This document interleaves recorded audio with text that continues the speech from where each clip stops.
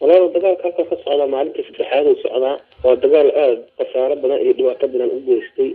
ديوان كي يدرمجي وقت شعب كاين تبى دوات وقولستي والدجال وطلب عليه إنه هو بابي ومدة جوك تدرمنا قرعال يعني مقص ومدة هم عايشة الدجال ما هي أيضا الشباب وضع في الجوجان وملك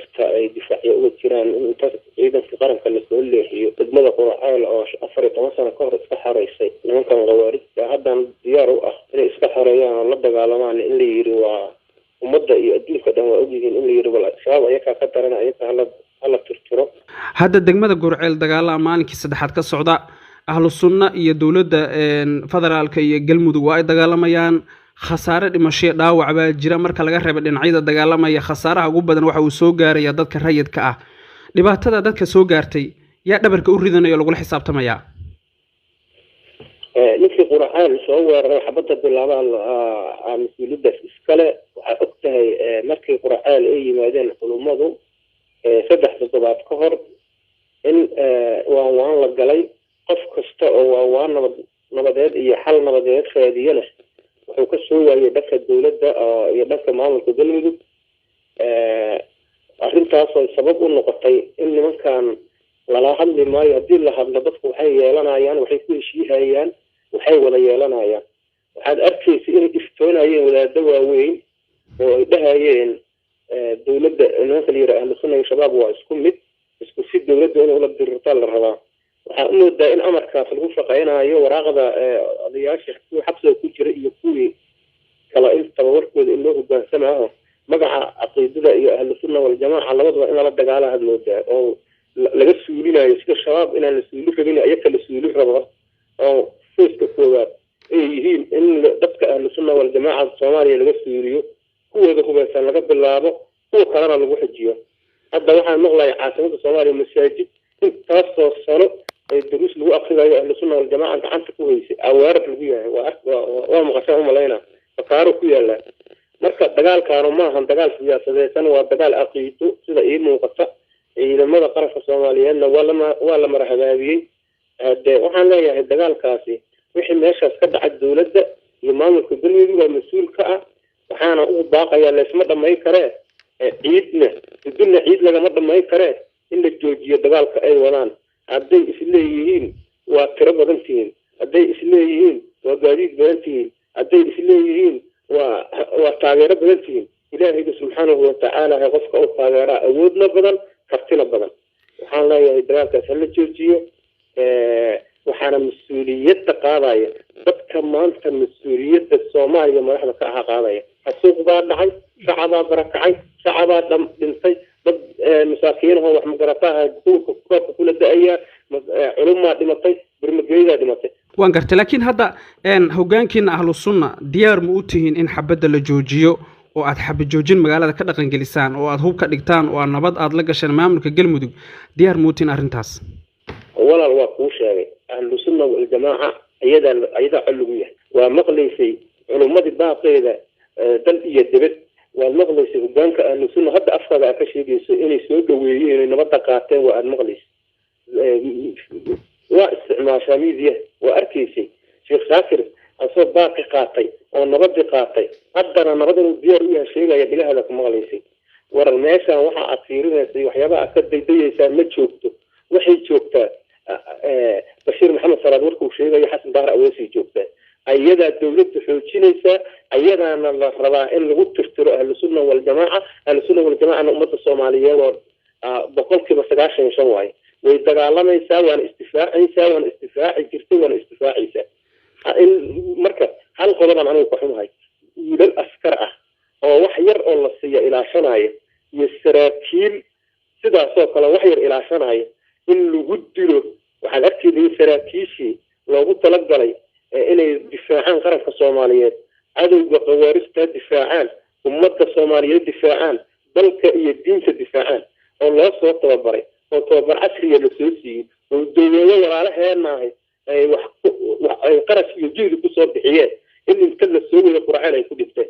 حق أي سنة القرآن يسوي حق أي سنة إن القرآن يكون دفاع إنه يكون دفاع البور واحد أبتاي قلبي مركل يرانو مدب هي قلبي دواي مدب هي قلبي degmooyin badanaa shabaab haystaa oo qawaaristu haystaa war siyaasad waa lagu heshiiyaa maalinna waa la isku qabtaa laakiin dadka caadaystay dhiigga islaamka inay banaystaan oo jinno inay ku tagayaan aaminsan oo qawaarista oo al-shabaab in loo wada jeesto oo laska wada dhiciyo oo labadii nimo siyaasad isku hayda maanta maxaa igu haysataa maxaa iga doonaysaa waxaad iga doonay maanta waa kana intaanaan kuma heli karaa ama kuma heli karee berri waktiga dambaad yeelanaysaa war waa laysku qanciyaa afkaa laysku qanciyaa adinkana in laysku qanciyo waxay keenay wixii hadda dhacay oo kale waan gartay in xabadda la joojiyo la isma dhamaystiro waan gartay cabdullaahi quraaceel ahlu sunna waljamaaca ma laga suuli karo mana ka dhammaanayso mana looga adkaanayo in la joojiyo in sargaal kastoo la soo bedelaho oo quraaceel ku dhinto mid loogu yimidna oo ku dhintana wax saxa maahan ciidanka ku wada dagaalamaya quraaceel saddexda maalin xabadda ka socotana 85% waa ciidanka dawladda wada yihiin ama culummada ha la joogeen ama hadda dhanka kale waaba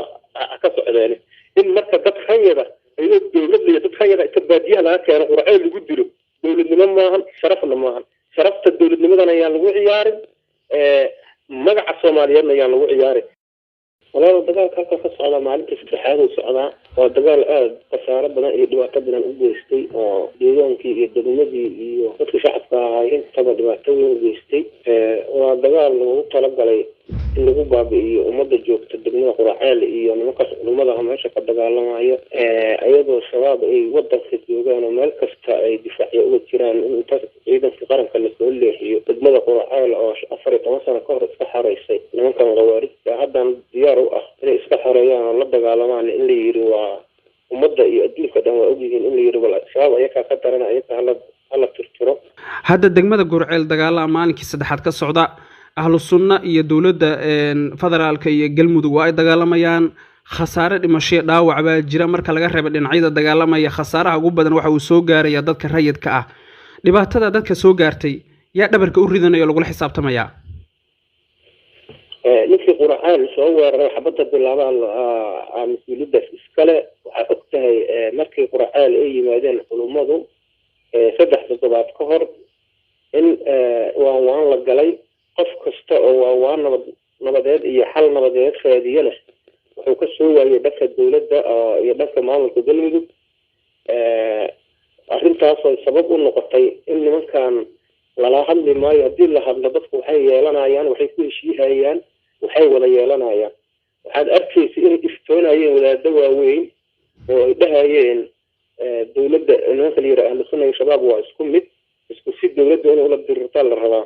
waxaa u moodaa in amarkaas lagu shaqaynayo waraaqda odayaasha kuwii xabsiga ku jira iyo kuwii kala intaba warkooda in loo hogaansamaho magaca caqiidada iyo ahlu sunna waljamaaca labadaba in lala dagaala had moodaa oo laga suulinayo sida shabaab inaan la suuli rabin ayaka la suuli rabo oo fooska koowaad ay yihiin in dadka ahlu sunna waljamaaca Soomaaliya laga suuliyo kuwooda hubeysan laga bilaabo kuwa kalena lagu xijiyo